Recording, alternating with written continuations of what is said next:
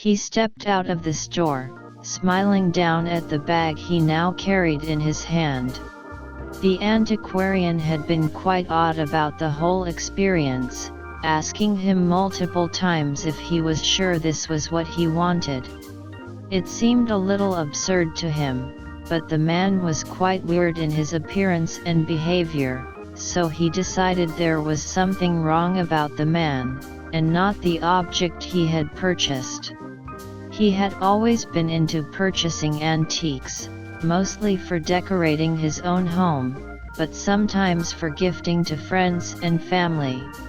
He prided himself on finding rare objects that worked well for his home, and this set of bookends would work marvelously for the shelf on top of his TV, as soon as he unwound the weird rope tied tightly around them. He was excited to show his wife. She was always so into seeing his purchases, and knew she would love this.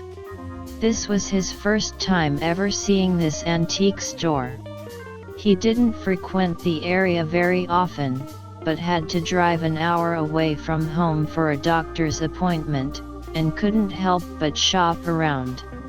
The store itself seemed to pop out of nowhere, so different from the broken-down street around it. It was colorful on the outside, and had a charm to it he couldn't quite put his finger on. The inside was filled from floor to ceiling with all sorts of gadgets and goodies he'd never seen before. It was like stepping into another planet. He knew he would be back again another day to shop once more. He was shocked he was able to resist buying even more. For now, the bookends were enough. He was beyond excited when he arrived home. He wanted to set it up immediately, and make sure it was in fact perfect for the space.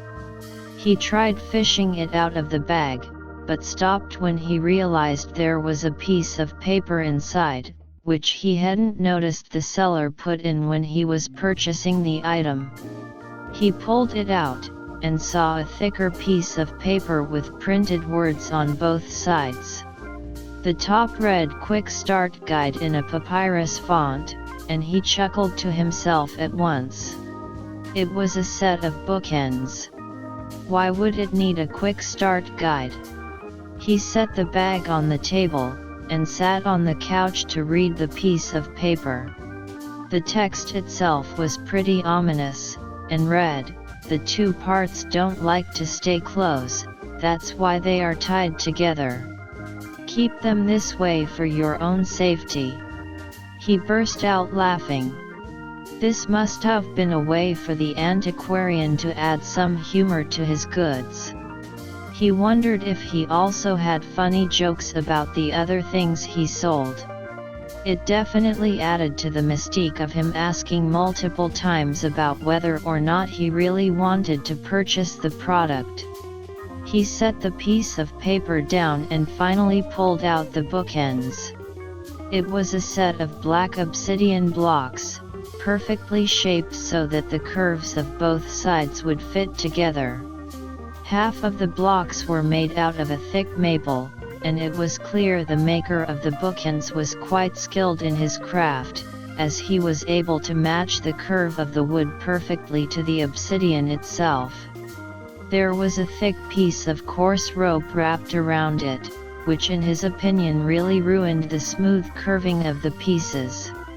He set the pieces down onto his dining room table, and proceeded to cut the rope open with a pair of scissors. He tried grinding against the thick rope, but it seemed the scissors were not sharp enough for something so thick. Disgruntled, he walked to his kitchen, grabbed the sharpest knife he could, and walked back to slice the rope. It went quickly this time, so quickly that he could barely fathom everything that happened within the next few seconds. The two parts of the bookends were suddenly a meter away from each other. It must have happened instantly, so quickly his eyes weren't able to see it, though he could feel them push his hands apart. Not only that, his table was also larger, like it was stretched apart in the room. He couldn't believe it.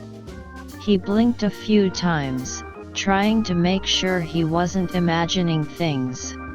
Maybe it was time to read the rest of the manual. He flipped the piece of paper on its back, with the words "Full Manual" on the top, also in papyrus.